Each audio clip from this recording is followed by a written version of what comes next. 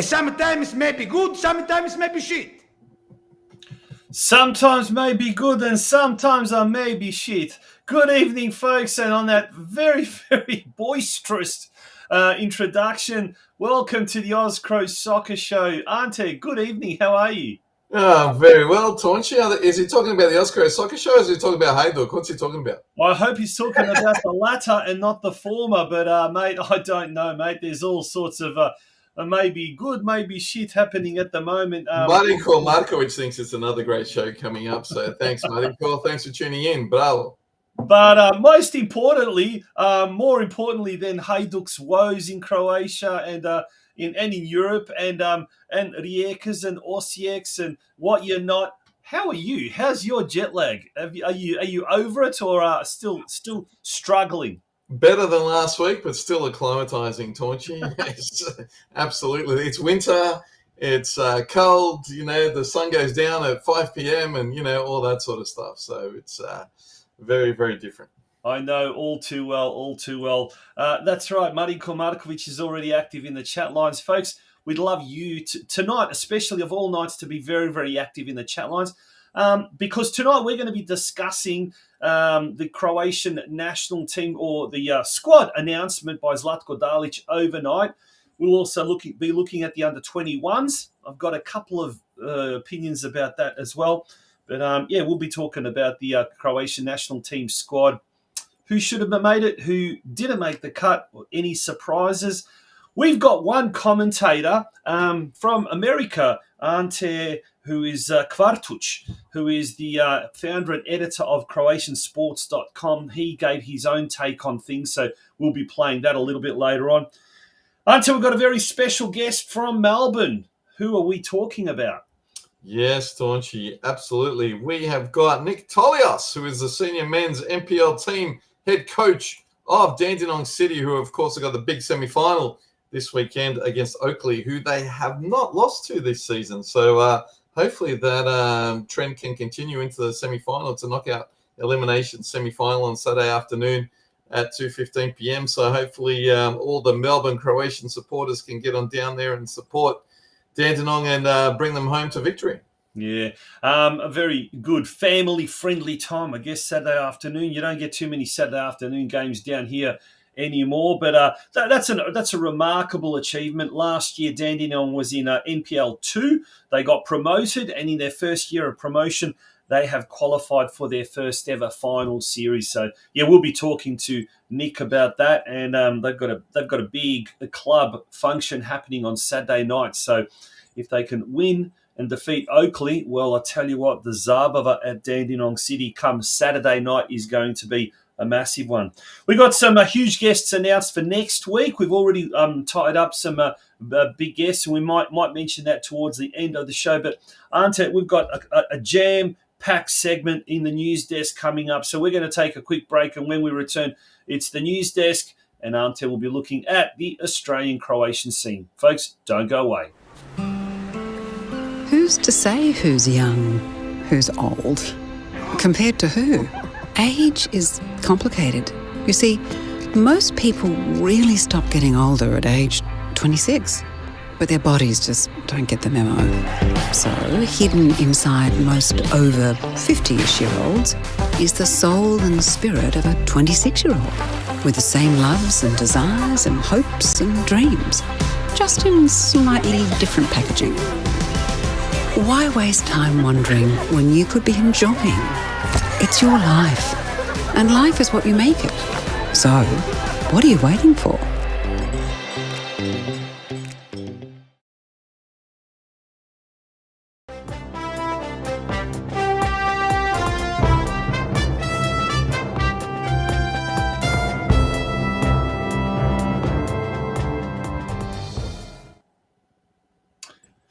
Welcome back to the OzCro Soccer Show. Ante, over to you.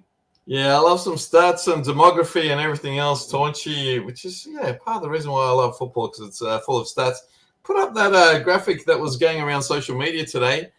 This is officially from the 2021 census of the Australian Bureau of Statistics, showing us where the majority of Croatians actually are born and, not born, but where they live.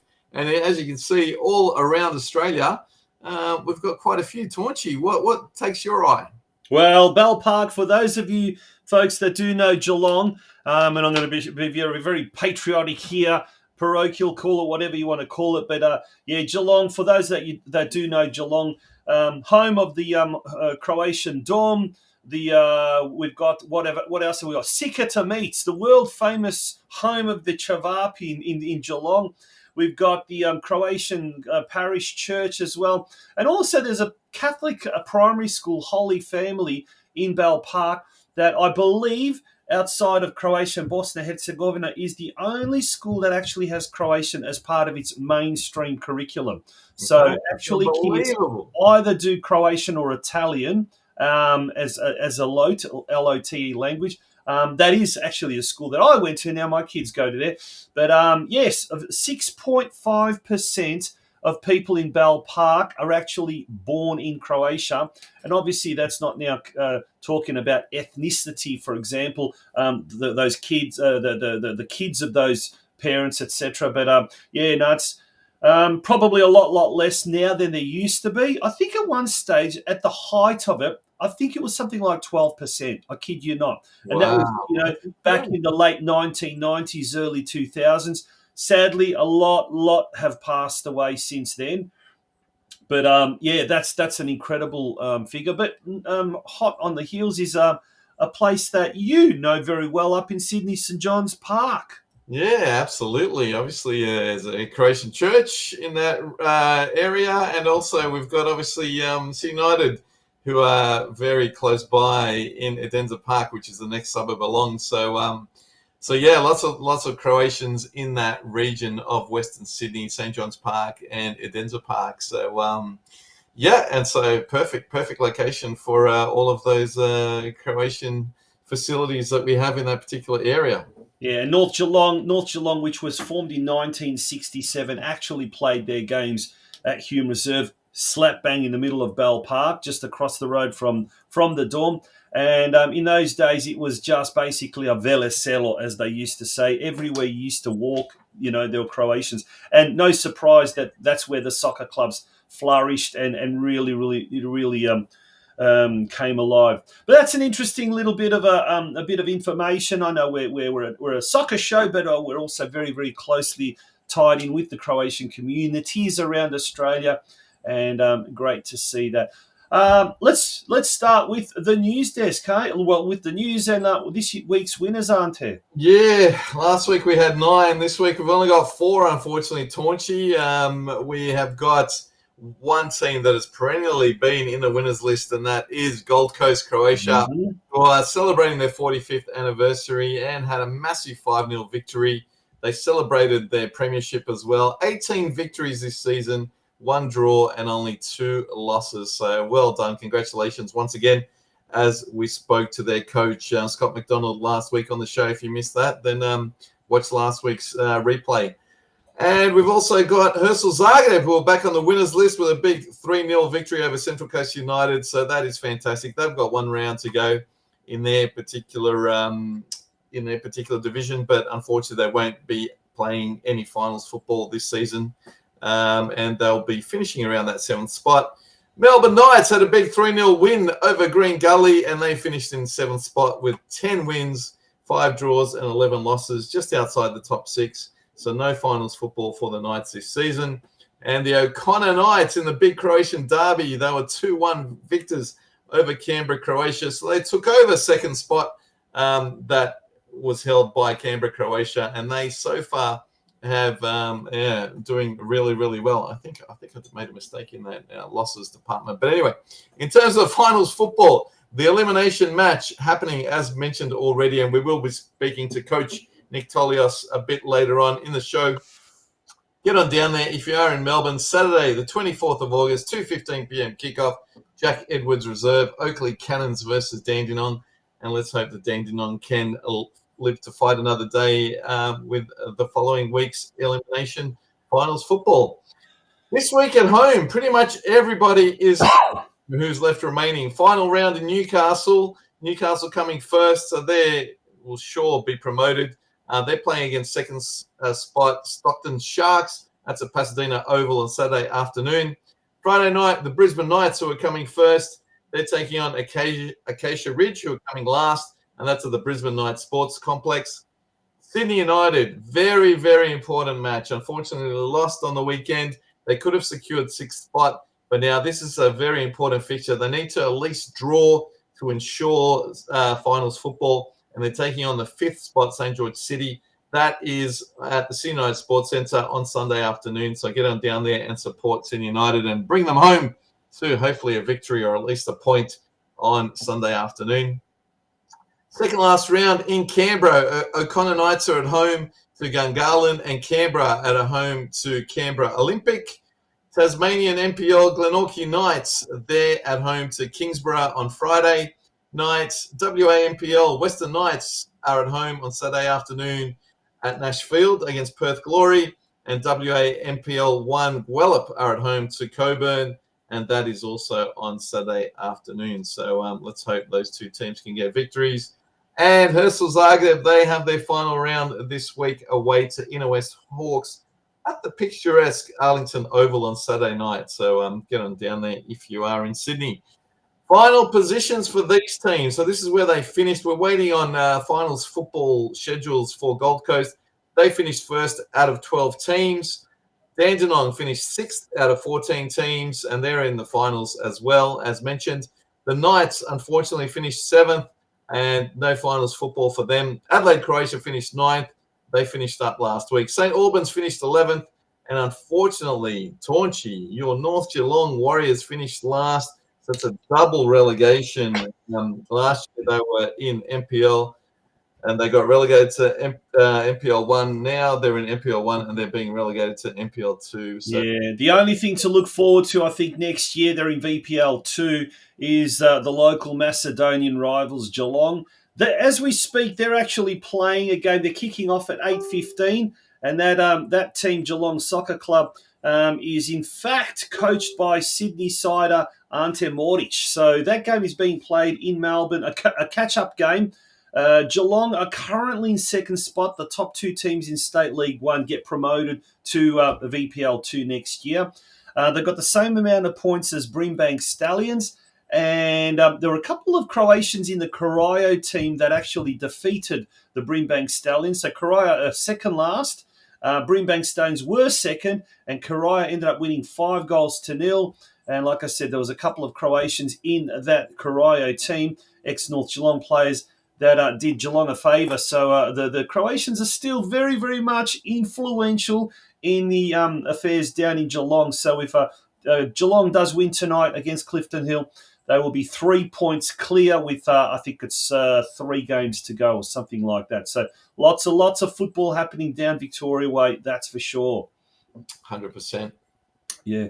Now, we've also got a photo here of the Gold Coast Knights. They were crowned champions last week, but they actually had their main presentation of the cup and the banner there, the champions banner, the premier's banner that was given to them or awarded to them at the Gold Coast Sports Centre last week. So they had that as well, and we did mention Dandenong City. Well, this Dandenong City this Saturday are having a big Zabava.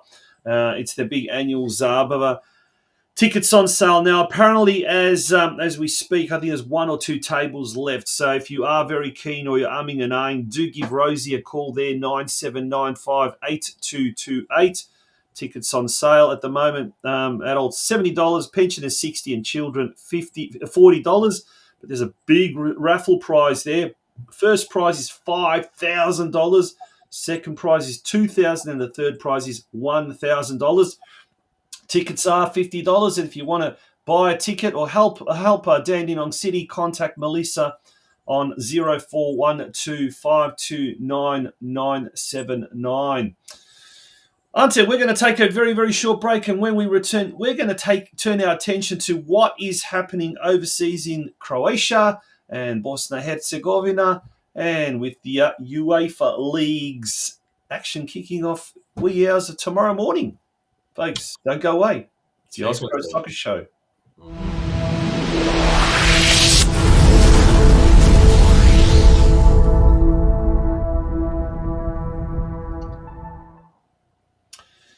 Welcome back to the OzCro Soccer Show. Let's start with what is happening in the HNL.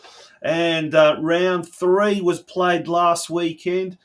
No major real surprises, I guess. Yes, there was. Because Gorica and Osijek. That's the big one. They were undefeated, of course. Yeah. Gorica 2, Osijek 2. Rijeka, big 4-0 winners over Istra, preparing them well for this week's UEFA Conference League playoff match against Slovenian team Olimpia. Hajduk, well, they scored a come-from-behind 2-1 win over Varaždin in Split. Could that be Suso or what? Yeah, oh, well, goodness me. Sometimes good, sometimes shit. I guess the first half was a bit of that latter, and the second half was a bit of that former. But interestingly, the goals that were scored, Krovinovic, who's really been a bit much maligned lately. You either love him, you hate him. He's either in form or he's not in form. He's hot or he's cold. Well, he pulled a ripper shot from outside the 16-yard box with his wrong foot, his right foot, and it took a deflection, went in goals. It seemed to lift everyone up. Šimun Hrgović, one of the youngsters, and that's the thing that people, I think the same can be said around here in Australian football. Give the youngsters a go, the homegrown youngsters a go, they will produce. Give the has-beens that have come from overseas and you're paying them good money, they sometimes produce. Most of the time they fail to produce. And Hrgović produced a beautiful cross from the right, pinpoint accuracy. Livaja, flying header, headed the goal. Now, Livaja scored 2 goals this year. Yes, one of them was a penalty, but 3 of them have also been assists as well. So he is the key player there, no matter what everyone says, anyone says. But the interesting thing is, he's looked dangerous when the Macedonac Alexander Trajkovski has come on to play the out-and-out striker, and Livaja drops into his preferred number 10 position. So he always starts as a striker, but then he comes back.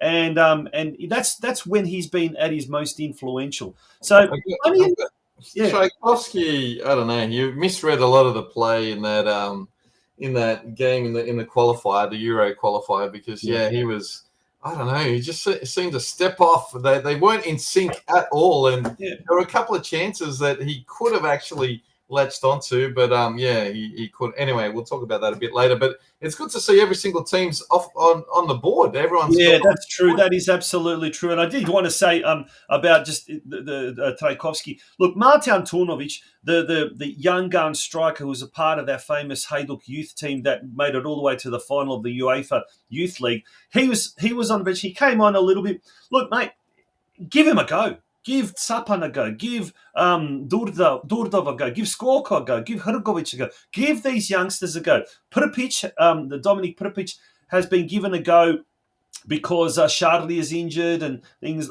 So he's sort of stepped in, and he's going to have his ups and downs. But stick with these young players, and I think that's what a lot of ex-Hajduk players are saying. But Dinamo, they are a class above the rest. They defeated Šibenik, who were previously undefeated, 3-0. And you just get that feeling that Dinamo are just another level. However, there's hope for the rest of the HNL mob. Dinamo has to now fight 2 fires on 2 fronts. Tomorrow morning, they enter the UEFA Champions League qualifiers, I guess, the playoff round. They come up against Karabag FK at the Maximir. That's at 5 a.m. tomorrow morning. The second leg will be happening Thursday week, and that game will kick off at 2:45 a.m. away. So they will now be, they're odds-on favourites to get into the group stage of the Champions League, or the Champions League proper. The format this year is a little bit different, Ante. Do you understand how it's working, Ante? I don't really know. We'll work it out as it goes along, I think. Yeah, whereas Rijeka's got, as we mentioned, they've got a really important game Friday morning against Olimpia Ljubljana at home, and then a week later that's going to be in Slovenia, in the Slovenian capital. Zrinjski Mostar travel to Portugal to take on Vitória SC. That game kicks off at 2:45 a.m. this Friday. Then the return leg in Mostar a week later. So, yeah, look, these two teams, Rijeka and Dinamo, obviously will be fighting fires on two fronts, and that can stretch a club like Rijeka. Dinamo has got the depth, but where will their focus be? And we saw last year, that's where a little bit of their focus kind of went astray when they were focusing on Europe, and kind of leaving themselves to some shock results in the domestic competition. Hajduk, Osijek, Rijeka, they'll be hoping for much of the same this year. But in my opinion, there's no stopping the Dinamo juggernaut. It's not just the quality of players, it's the mentality that they've built over 20 years, which we've seen Hajduk doesn't have. Rijeka doesn't have, especially Osijek at the moment. They don't have it either. But, lots happening as far as that is concerned. Let's have a look at the first of all, before we go to the Prva Nogometna Liga, Druga Nogometna Liga, the Hajduk supporters. The club has openly said they don't have money for recruits. The club has openly said they're scratching for the next penny that they can find. They're looking at trying to offload players so that they can cover the budget because they bombed out of Europe. And what do the supporters do? Yes, it's fantastic and colourful and this and that. It's also bloody expensive. And as that picture says, a picture and opportunity to see how to love one's club. I think there's a fair bit of sarcasm in that message, Ante, because it says a foreigner will truly never understand tuđi čovjek to zaista ne može razumit, in reference to the immortal Tomislav Ivčić's song from many, many years ago. Now, if that's not enough, obviously Hajduk is going to be waiting on what domestically they will cop as far as a fine. Guess what? UEFA's given them a nice little present as well. 50,000 euros fine and a 2-year suspended ban for Hajduk's away supporters in Europe. So, well, that was from the games that Hajduk, the travelling fans in the Faroe Islands and in Slovakia as well. So, but don't be despaired, Hajduk fans, because help is on its way. There is talk that Rokas Pukstas might be going to Parma. That's the latest rumour. And it's not only from originating from Hajduk sources, but also Italian sports journalists are also saying the same thing. And the figure that they're kind of banding around is anywhere between 6 and 8 million euros. He's valued at 8 million euros on the transfer market, but let's face it, there's a good article today I read where it said he's out of form. He's turning 20, I think, this weekend or something like that. He's out of form, but more importantly, or more significantly, Hajduk's record is not that good. They finished third in the domestic comp last year. They bombed out of the Conference League. They haven't achieved anything in Europe. So obviously the calibre and quality of the club in Europe is being questioned by external sources. And this is the problem. As a result, the players are being valued less. And if Hajduk can get 6 to 8 million for Pukstas, and dare I say, some of it might be like sign-on bonuses or this or that, whatever. That might be a good thing. But you know what? Had they qualified for Europe, had they have started things a little bit differently, would have been gone up. Could have been close to 10 million. Nika's calling Gattuso fraud. Jeez. Oh! Read his comment there. Jeez. Read it out, Ante. Win record as a manager. Let's face it, any coach that does more running on the sidelines than some of the players on the pitch How good could he be? Perisic leaving was only one reason. Gattuso out. Interesting comment there, Petard. But yeah, it's a lot of people are agreeing with you. Let me tell you. Yeah, Time will tell. Time will tell. Yeah, that's exactly right. Let's turn our attention now to the Prva Nogometna Liga. Actually, before we do that, let's have a look at the results. So the second tier competition has kicked off. Look who's at the top. I think I've got a new club. And for those of you fans remembering from season 1, when Josip Žilic and I always used to celebrate Cibalia's victories. And it's only one round. Yeah, few and far between, unfortunately. Few and far between. But this is interesting, Ante. There's a Slavonski club at the top, a Slavonski club at the bottom, and not one that you'd expect. Zrinski Osječko is in crisis. They've had, I think, 3/4 of their team leave.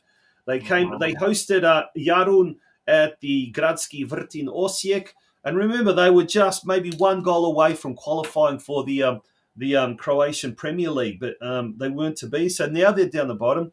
Rudeš is down the bottom as well. We don't want them to have a double relegation. No. But Cibalia beat them. So Cibalia are definitely one of the favourites for the title this year.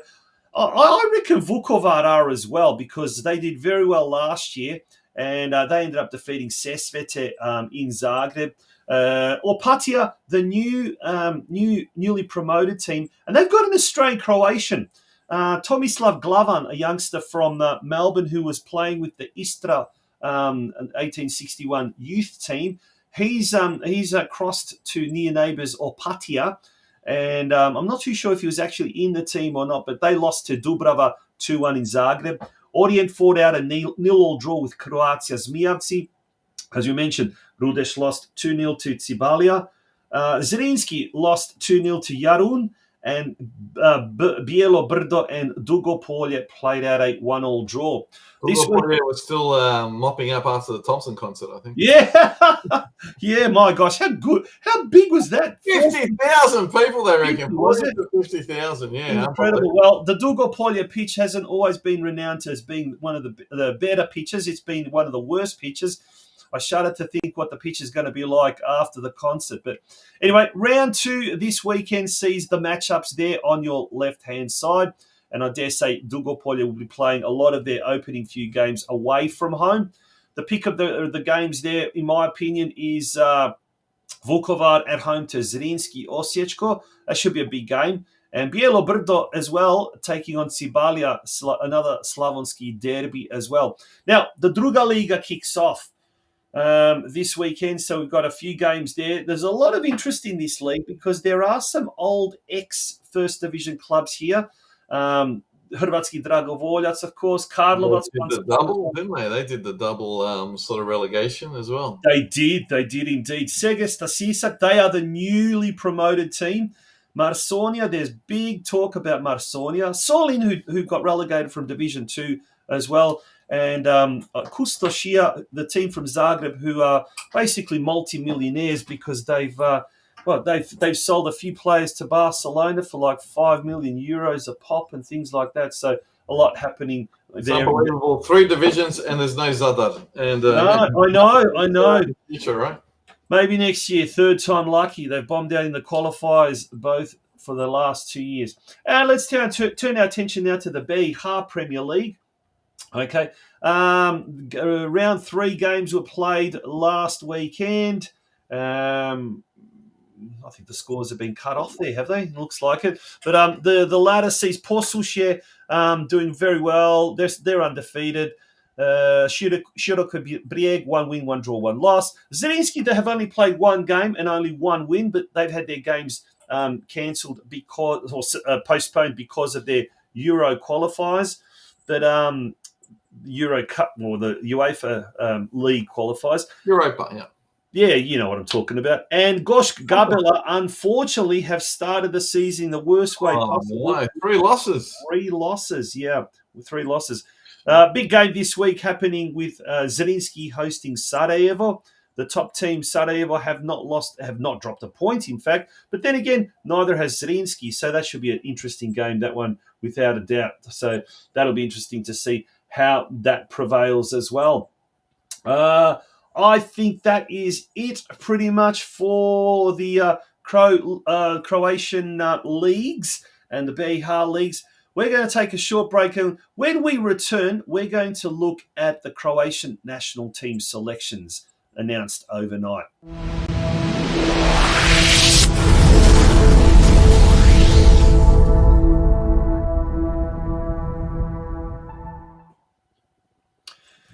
Ante, overnight, Zlatko Dalic announced his Croatian squad for the upcoming Euro Nations League games. Also, Ivica Orlic announced his squad for the under-21 games coming up as well. But we're going to talk a little bit about that. But before we do, here's a commentary from one of our Croatian journalist colleagues, Ante Kvartuc. He's the editor and founder of popular sports website, American Croatian popular website, croatiansports.com. This is what he had to say about Zlatko Dalic's selections. What's up, everybody? Ante here for croatiansports.com. And if you haven't seen the squad list yet, Mr. Dalic has announced the upcoming September squads for Nations League games against Portugal and Poland. And you know what? I have no idea what the hell he's doing anymore. No idea. Our weakest spot at Euro 2024 was the winger position, both on the left and the right side. And you know what? He didn't name any natural wingers for the September call-ups. No Piazza, no Marko Pasalic. Look, I know both of them play in the HNL, but you got to put natural wingers in their natural spots. We keep playing these the Mayers and the Ivanushic's and all these guys all over the place. Look, Perisic is hurt. He's clubless. He gets a call up, but Piazza and Pasalic don't. It boggles my mind. It boggles my mind what Dalic is doing, and I don't know if I can defend him anymore. Look, Dalic deserves a trophy in every trg across Croatia. I'll be the first person to say this.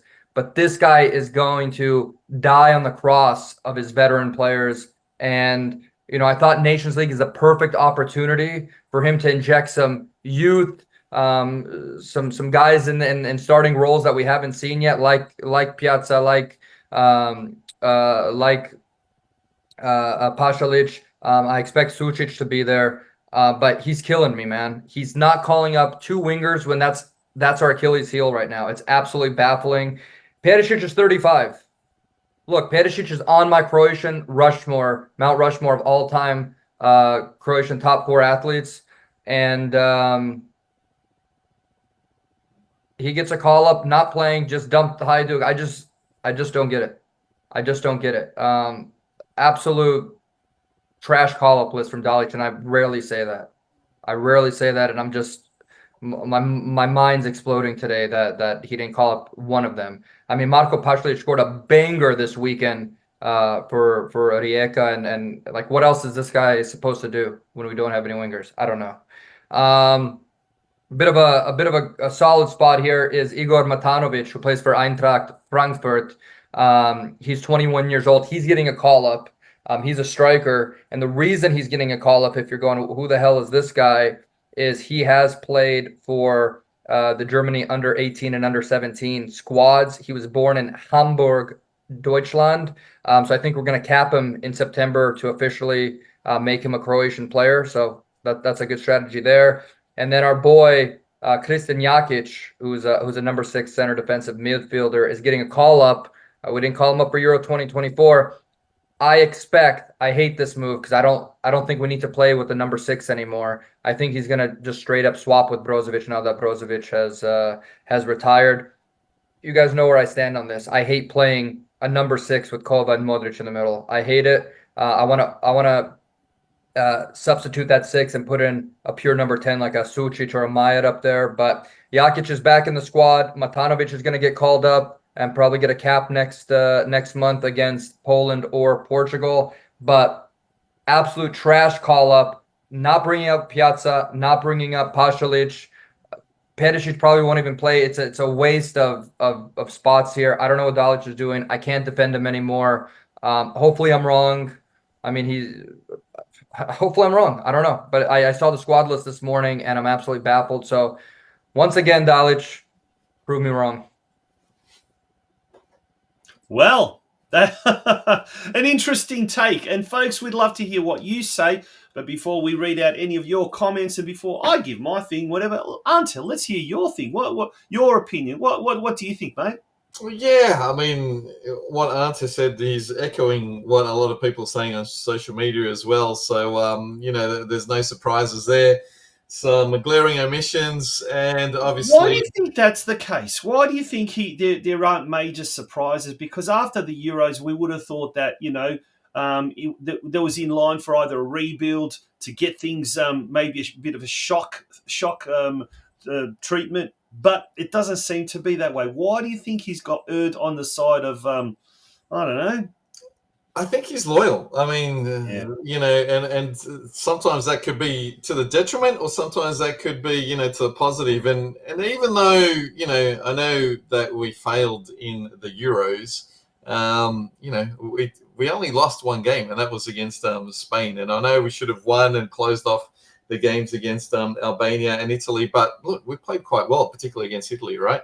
And look, he will stick with Modric as long as Modric wants to play. Obviously, Brozovic put his hand up and he said, I'm retiring, that's it. Whereas Modric hasn't said that, and he will keep playing. Yeah, Perisic, I understand he hasn't got a club, and he's still coming back from injury, etc. And he really didn't show much in Euro 2024. So that is, maybe a bit of a surprise selection. But again, I think he's going for loyalty, keeping some of those old heads, there, and hopefully encouraging some of those young heads to come through. I don't know, Tonci, what are you thinking? Oh, look, I think he's been there for a long time. He doesn't need to kind of prove himself. He's proved himself, I think, with 2018 World Cup, 2022 World Cup. And I think he kind of knows his time is very limited. So he's not going to try and start building something when he knows he could be gone at the end of this campaign. And look, there's a lot. Look, the motto, the Hrvatski Nogometni Savez, the Croatian Football Federation's motto is family. So as family, they're looking after each other.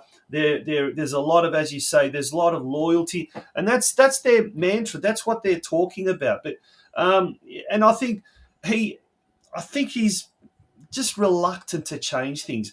Maybe one of the reasons is we actually don't have the caliber of players. I know we've got a lot of good average players, but we don't have really, really superstar players. And look, Ante's right. I think that we do have a problem on the wings. I think we do have a problem on the wings. But what's the option? He puts forward a couple of suggestions, and I'm not too sure if that is an option or not. But look, and if we start at the back, the goalkeepers, okay, Livakovic is there, Labrovic is there, now Kotarski's coming. Kotarski's a good keeper.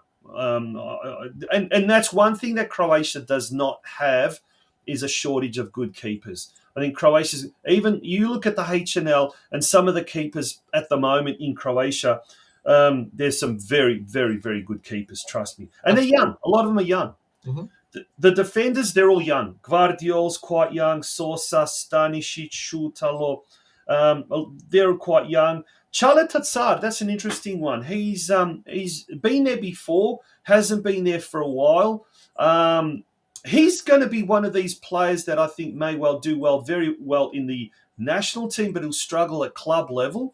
But look, that's probably the most stable part of the whole team. And then obviously the midfielders, they've lost Brozovic, who was a real workhorse. I mean, did I rate him? Yes, sometimes I rate him for his work rate, but sometimes for his, as they say in Croatian, efikasnost, like his efficiency, his productivity, I guess, was a bit left to be desired. I just think to myself at the age of 39, is Luka Modric a bit, if maybe he should pull away. And I'll say this is controversial. My take on it is he's kind of like suffocating the development of the team because everything's built around him. And maybe he needs to step back, But can he be used? You know, a lot of people, even when we were in Croatia, were saying, you know, even in the Euros, he should have been used like he's been used at Real Madrid, where he's only coming in for the last 20 minutes, you know, having that leadership, etc., settling the game, etc. You know, maybe that, you know, transition into the national team rather than starting from the get-go, you know, could help. I don't know. What do you think, Tom? Daniel Robic says an interesting thing. I'm going to pop his comment up. Thanks, Daniel, for this. Obviously, this guy didn't play. Hope he's not talking about me or you. Our defence was a disaster, and it came from the midfield. That's a really good point.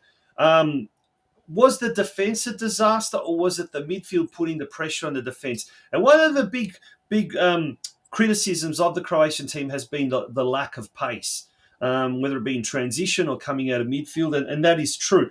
And I think, you know, when you've got Modric there as well, he does tend to slow things up a little bit. He's fantastic. He's brilliant.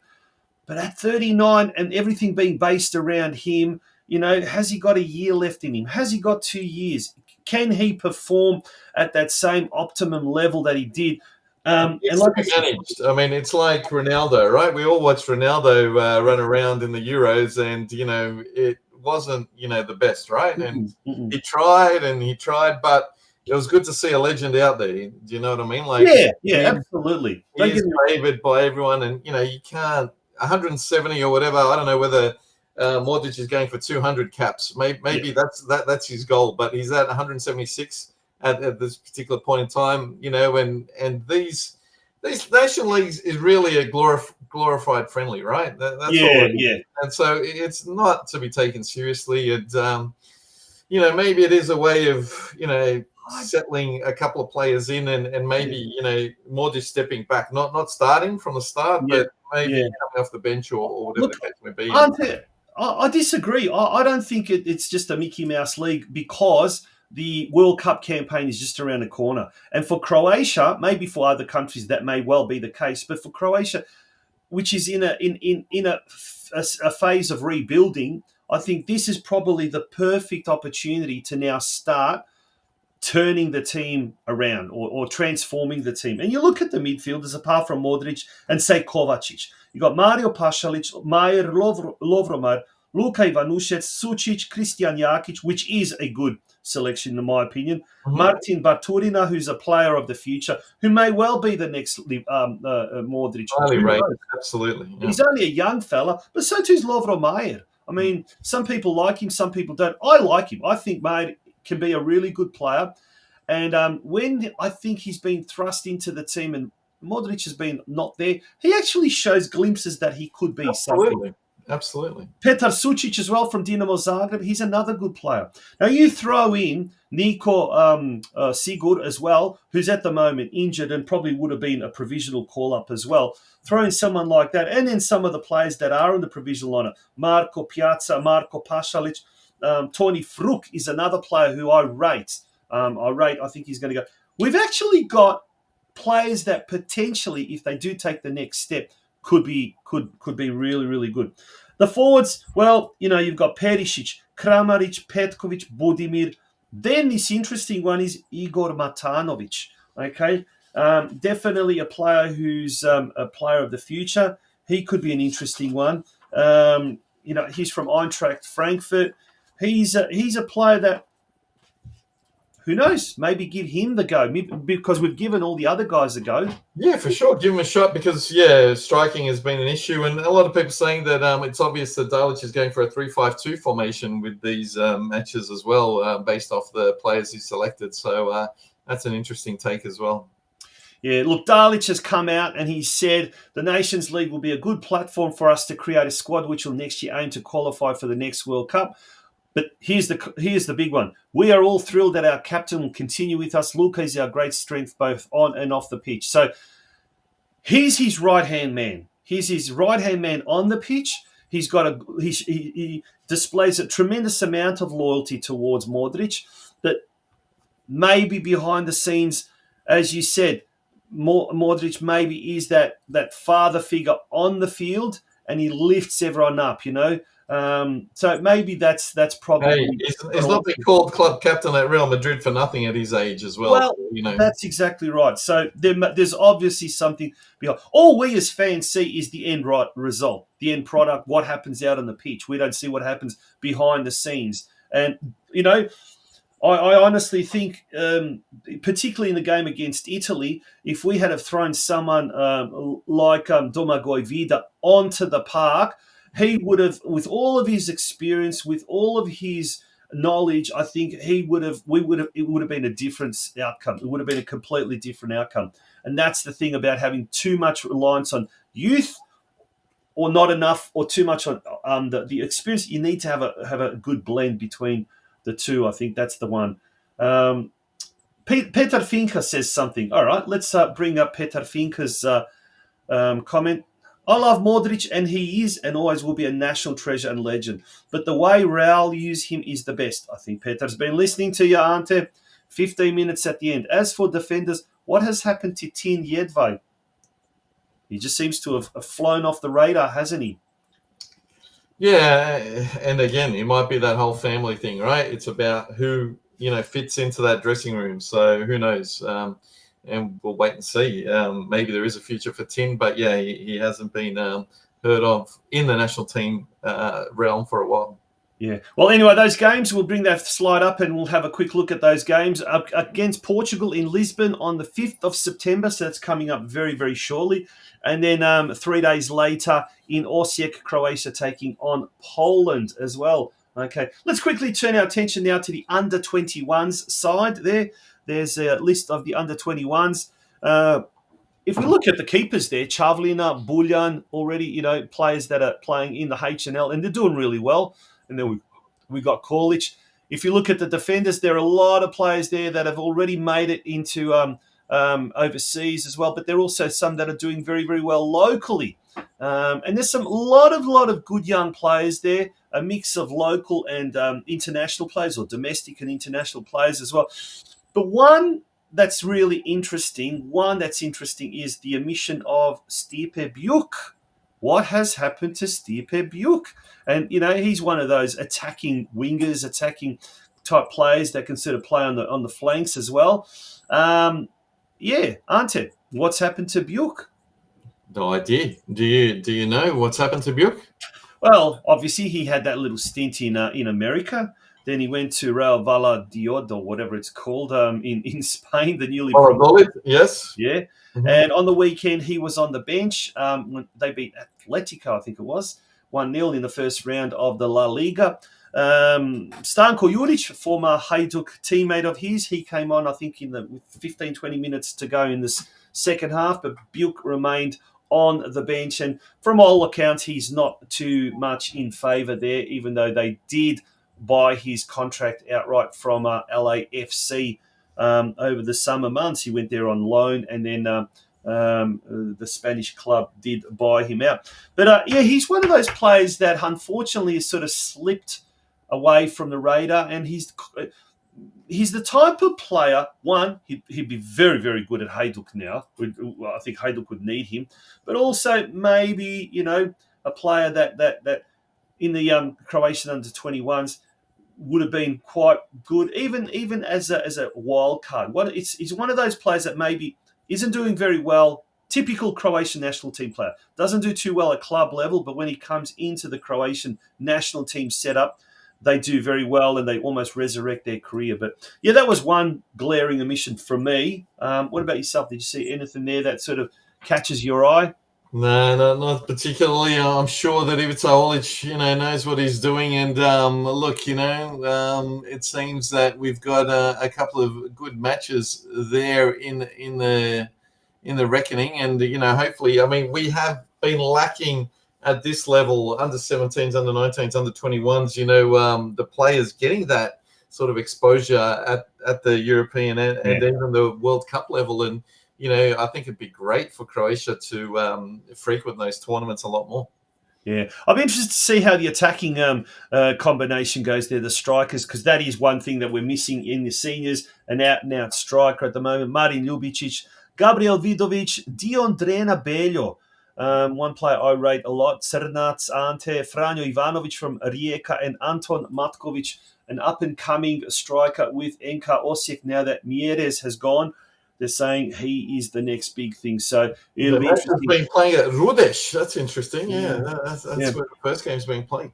Yeah, it'll be interesting. Alrighty, we're going to take a break, and when we return, it'll be time for our tonight's special guest. He's the senior men's NPL team head coach at Dandenong City, Nick TOLIOS, and we'll be speaking to him straight after this break. Folks, don't go away. Secure your game-changing move. Explore sporting benefits with Citizen HR. Are you looking for a sporting haven with stable opportunities, low barriers, and a high standard of competition? It's time to consider becoming a citizen of Croatia with Citizen HR, your key to a second passport tailored for sporting success. Croatia boasts one of Europe's fastest-growing sporting economies, low unemployment at 6.5%, and an exceptional quality of sporting life. Citizen HR is your ally in navigating the sometimes slow and overwhelming process of obtaining a second passport for sporting purposes. Connect with experts in under 10 minutes and explore the paths to sporting citizenship or visas available for you. Billy M. from the Google Play Store notes, easy to use. Quantity and quality of experts available. Great options for getting married overseas. Don't miss out on the benefits of Croatian citizenship for your sports career. Download Citizen HR today and step into a realm of sporting possibilities. So what are you waiting for? Head over to https://citizenhr.app today. Use the code AUSCRO for 50% off any biography translations you order.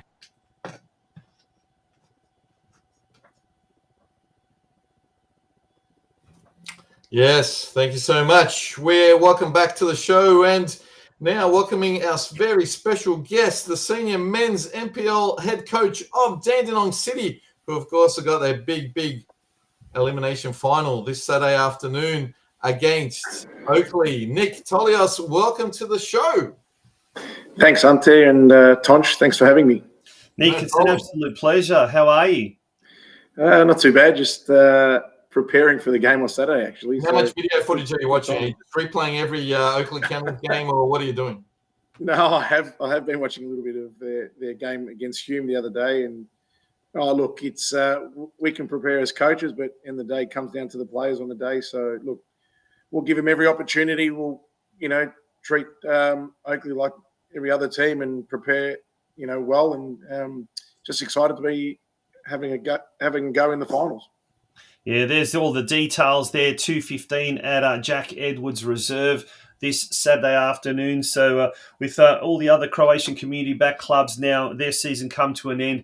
Here's a great opportunity to swamp Oakleigh Cannons ground and give Dandenong City a big support there from the stands. But Nick, what a remarkable achievement. Last year in NPL 2, which is now VPL 1, getting promoted, and in your first year back in the elite competition, qualifying for the club's first ever final series. The club must be buzzing at the moment down Dandy City way. Oh, look, it's exciting. Like you said, Tonci, it's not easy to do what we've done, getting promoted last year, and then to top it off with the year that we've had this year to be able to play finals in our first season, being promoted. It's an amazing achievement by all involved with the club, because it's not done just by us. There's so many people that have helped us get to this position that we're in right now, and it's exciting. Our 23s also had a fantastic season. I think they finished second in the end. We're in a good spot. There's a lot of juniors at the club, a lot of female teams as well. So we're in a good position moving forward. And Nick, what's the difference between the two divisions? Obviously, is it the ground's better? Is it more professional? Are the players better? What's the difference between second and first division? Oh, look, I think the biggest difference is probably the pace is a little bit different. Might be a little bit more controlled in regards to playing in NPL. I think teams are a little bit more smarter, a bit more tactical when it comes to the way they press and how they do things at that level. But look, don't take anything away from VPL 1. There's some good teams in there, and we saw Victory and Preston get promoted. Both competitions are strong, but I think that's the main differences. I think it's the the best teams in the NPL versus I guess the bottom half of the NPL table, the gap's a little bit bigger. Mm-hmm. But where in VPL too, I think everyone's a lot closer together, and you can see it always comes down to the wire, especially the last couple of years. Yeah, speaking of the teams getting promoted, you mentioned Melbourne Victory, and obviously Melbourne Victory, the biggest club with the biggest support in Melbourne, and just what they've been doing behind the scenes as well has been quite incredible. And there's a bit of an Australian-Croatian connection there. Obviously, John Diddley is their football operations manager, but Preston, obviously the best supported team outside of the A-League in Melbourne. So next year, it means it's going to be a very, very exciting competition. Bigger crowds. St Albans Dynamo, they did so well in the last 5 games. Melbourne Knights, obviously there's going to be a change of at the helm. Ivan Franic is no longer there. He's retired as a player, but he'll probably still be coaching. But all in all, it's already gearing up to be an exciting season for next year. But before that happens, obviously, we've got to focus on the final series. There's a big party happening on Saturday night, Dandy City Zaba, as they call it, dinner dance. Have you been given strict instructions? You got to win this, otherwise you're not coming to the dinner dance later that night. It's I think timing with the dinner dance. I don't think the club was expecting when they booked this at the start of the year where we're going to be in the finals, and but it's a great position to be in. Hopefully we get the result and we go and party and enjoy it.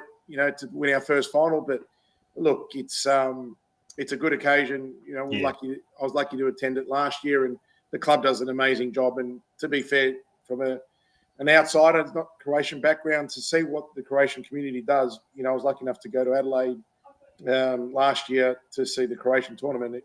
I just couldn't believe it. The amount of people, the way that it was set up, and I think this year it's at St Albans. Yep. I came back talking to the guys that I know here, saying how well you guys do it, because it's fantastic. The whole occasion, and even this year now, I think it's in St Albans. Yeah.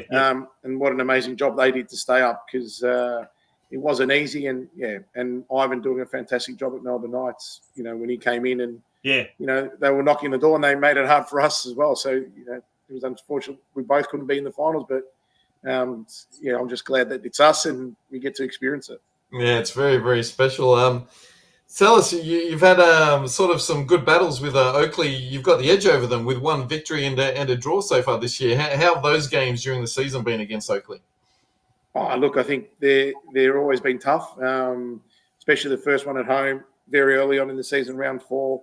I think teams were still finding their feet, and Oakleigh hadn't kicked into gear. The second game away to Oakleigh, I think we had a really good game and took a special goal to put us 2-0 up with Timothy Renos. But they've improved their squad. They went deep into the transfer window and picked up some experienced players, Geordie Hall and Tratt. So we know it's going to be a different Oakleigh that we face in round 17. But we also know that, you've got to work hard, and we've got a chance like every team does in finals. We just got to make sure we rock up on the day, because I know Oakleigh will be fired up for this one, knowing that, we've had the edge on them. I think we've just got to be prepared to soak up some pressure early on. And again, the longer we stay in the game, I reckon we're a chance. Now, Nick, you mentioned the under-23s that had a really, really good season. I'm just looking at the ladder. They finished in second position with 50 points, ahead of South Melbourne and just behind Green Gully. But, mate, an incredible performance by the youngsters. And that culminated in the last game of the season, where there was no less than 6 players that ended up playing or graduating or at one stage or another.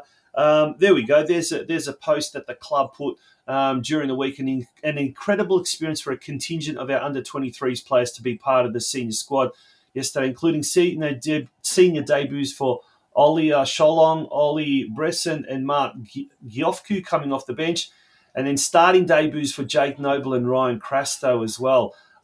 Mate, that's just testament to the club and how well it's been doing on youth development. I mean, we've had Mick Svaljak on the show here before talking about it, and it just seems to me what you guys are doing, not just at the top, but working your way down, is incredible and setting yourself up really well for future seasons. Yeah, I think Mick will probably be upset at me because we took too many of their players during the season. They dropped points. They probably could have won it. But look, the emphasis has been pretty strong. As soon as I came in, the club really wanted to try and see what we can do with the youngsters coming through. Luban has done an amazing job as a football director there, and Ivy, our vice president, and Stalker all want to see kids that have been at the club for a long time try and break into the squad. And we didn't just put these boys in on the weekend because we wanted to, feel good story. They've all deserved an opportunity. They've been training. A lot of them have been training with us since pre-season. A lot of them had opportunities throughout the year. I think all in all, I think it's 7 or 8 kids that we've blooded throughout the season. But Ryan and Jakey Noble have been there the longest out of everyone. And, they didn't look out of place, which is even better. We played against a very, very good Heidelberg side on the weekend, and they moved the ball around. And the biggest thing they took out of the game is the pace and how fit you need to be. Yep. Even at this level, the gap between the 23s and seniors is a big jump. But if you put in the work and you work hard, I think you've got every opportunity, because once upon a time, we all got given opportunities at a young age. If we didn't get that, I was lucky enough to get an opportunity with Eddie Krenchevich. So, and that's how I see it. I got given a chance. There's no reason why I can't give these boys an opportunity. So. And you mentioned the pace of the game and that being the big difference. And I guess any junior coach will tell you as well, as you slowly kind of start going up the age groups, that's the big thing, is the pace. And I guess at junior level, it's the physicality. And that's something that probably is the same at senior level. But having now seen that, or the kids themselves having seen that, is that's something that's going to be a special focus over the summer months to get them even more fitter? Yeah, look, we've already had our discussions with the 18s and 23s at the club about which players we want to bring in for pre-season to help with that development. We know we can't expose them for too long, early on. It will be a shock to the system, but we do want to bring in 3 or 4 boys that train with us from pre-season, build them up, see how they go, give them opportunities in pre-season games. And again, if you can get 1 or 2 boys out of the system that have come through our juniors into that senior squad knocking on the door, then I think it's exciting. I think that the league might be changing direction a little bit in regards to the PPS and all that, to be able to bring in more younger kids. So, look, we're in a good position that we're prepared for that, and it's credit to the club. This has happened well and truly before I was there. Yeah. I'm just lucky to be the senior coach, to have the talent that we've got in front of us to be able to play them. And has the season exceeded your expectations? Was just survival sort of the goal at the start of the year, or did you set the top 6 as a goal? Or, tell us about the season and how it's progressed. Look, the club had a clear direction. We've been a yo-yo club for a long time, getting promoted and going down, getting promoted, going down. The aim was to try and cement our spot in the NPL, but knowing the history and everything that we've done and preparation leading up to this season, we had to aim a little bit higher. And getting into finals was the goal and has been the goal since day one of pre-season for the senior squad. And the whole club direction was to aim at that high, because if you aim that high and you get close, you've already achieved that original goal. So to achieve it, we've probably exceeded expectations. And I know our chairman is never happy. So we'll put a lot of pressure on ourselves for next year, because I know Ivan, he's going to be looking at us next year going, we should be winning this now. Yeah. And I guess looking at next year and the preparations, you now have got that. Once this finishes, the final series, you've got a few months, and before you know it, the next season will be here upon us. But mate, you're a seasoned campaigner, both as a player and as a coach. You've been to many clubs. You know what a lot of the other clubs do. Clubs, some of, for example, like the Greekback clubs that have got infinite resources and infrastructure as well. But how would you compare what you've experienced so far at Dandenong City with some of the giants of Victorian football? Look, I think one thing that you find when you see the clubs that are successful, even the Greek clubs and other teams in our competition, there's a lot of people behind the scenes that work extremely hard to create that stability and create that, the funds and having the resources. Again, it's not just one individual that always helps out. And one thing that I've learned here is the Croatian community do things a lot different. You're always there to help each other. There's an unwritten ground rule. We don't take players from each other, unless everyone agrees on it, which is great. That's how it should be. And, the club's, always been very strong on that. And, Ivan being involved in so many of the teams in Melbourne has always made that clear that it is a community first and foremost, and we all want to have the best, all our clubs together. And he really wanted St Albans to stay up, and it's amazing that we're able to achieve that. Just having people to work behind the scenes, they've had the structures and the setup at the club, and they do it so well, from all the way down to grassroots, all the way through to the senior team. There's people involved to help, like Mick. Mick is amazing. He's a lead phase between the seniors, 18s and 23s. So the way Luban set up the whole structure, he's our first port of call, and he's our, conduit between the club and the football director, but he feeds all the way through to the juniors. Having that support and people in place to be able to, lighten the load makes a massive difference. Interesting. But it's hard, and volunteers, the most important things that we got in this club and in this state, volunteers that love the club. The fish nights that we have at Friday night, it's like a restaurant. You go there, we can't even get a table sometimes. That's and it's a community thing. Coming with a family to have dinner together and enjoy the night. But even as players, we're like, how do we get into this? People and culture, do make a big difference, and it's really interesting to hear from, like you mentioned before, you're a bit of an outsider, and so even though you come from a European background, that Croatians do things differently, which is quite interesting to hear.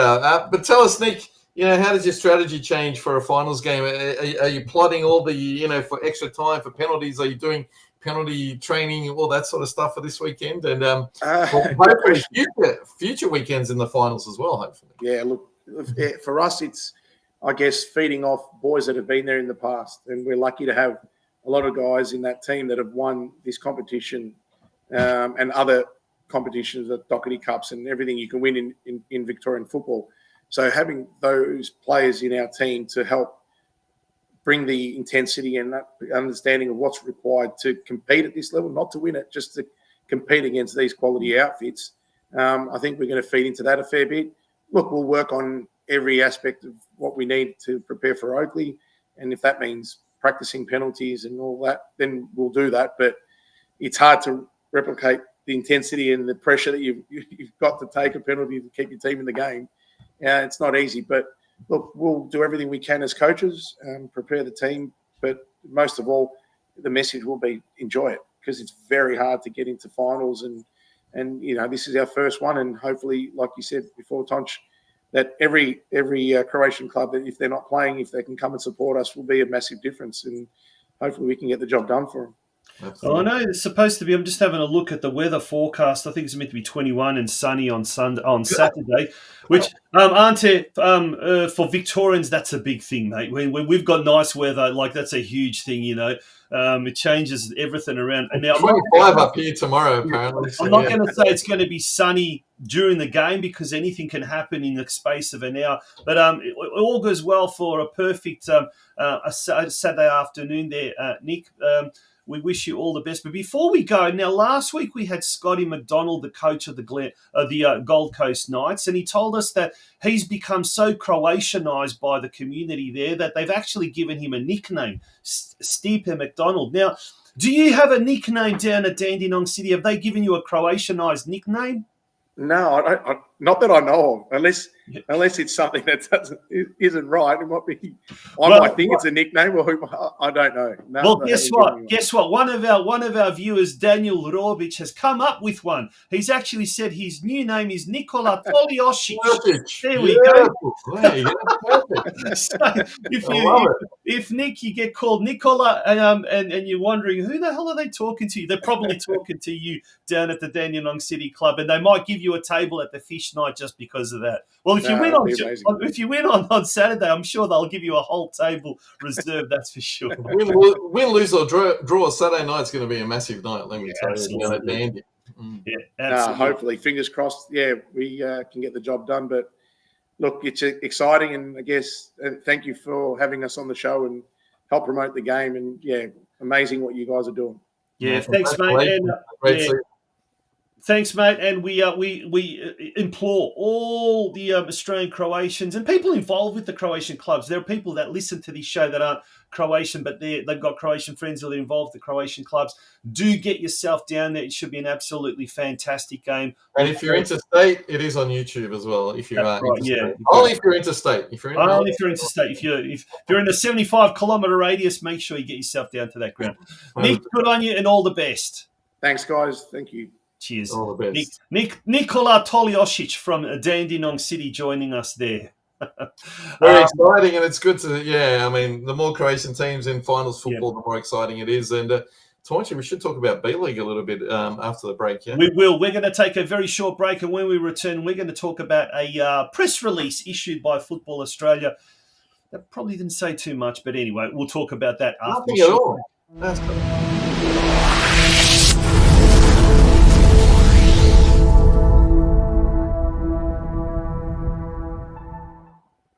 Welcome back. And Ante, yes, let's talk about the proposed B-League or whatever you want to call it, huh? Yeah, there was a meeting between the 8 clubs yesterday, from what I understand, and it sounds like it was amicable, and it sounds like, I'm hearing some clubs really are pushing for the 8-team format to actually go ahead. And then I'm also hearing that other clubs are saying, well, there's no sponsorship, there's no TV deal, let's just do a champion of champions at the end of the season type of thing. But of course, not all of these clubs, potentially will become the champions. So that's the thing, unless it's just amongst these 8 teams. But then you've got the whole differences of states finishing at different times, etc. So, unless they get uniformity, etc., then that end of season sort of tournament will be difficult. But yeah, I hear that some clubs just say, let's go for it. With the 8 teams, even though it was meant to be a 10 to 12 team tournament. But still, this media statement says nothing, whether it's going to go ahead or not go ahead. No, exactly. It doesn't say anything. I think I did see something, one of the clubs, might have been Sydney Olympic, put something up later this evening, and they said, we're very happy with the mood. And so obviously a lot is happening behind the scenes. Once again, we the punters don't really know what is going on, but let's see and what awaits. But next week, hopefully, we'll have a little bit more news about that. But we'll also have, hopefully, a contra view about this national second division. And that'll have, we were just talking about the VPL. That'll have a massive impact. Like we're saying, Preston, the most supported club, will talk about being in the VPL. Well, potentially they won't be. Potentially they'll be in the B League. And then I'm hearing that potentially that there'll be an under-23s for these teams in the respective state league comps. I don't know. Yeah. Oh, well, lots happening, but at the same time, lots is not happening. Sometimes maybe good, sometimes maybe shit. It's August. It's August. How these teams meant to recruit players, plan, there's a lot of planning to be done. I think it's too late in the piece to start in 2025. Exactly. On that note, folks, thank you for joining us here on the OzCro Soccer Show. We've only got 5 more episodes before the end of the season, which will culminate with the just after the Australian Croatian Soccer Tournament. And so there's not much more to go of 2025, but 2024 before we look at 2025. On that note, good night, and we look forward to having your company again next Tuesday night. Bye-bye. Laku noć. Laku noć.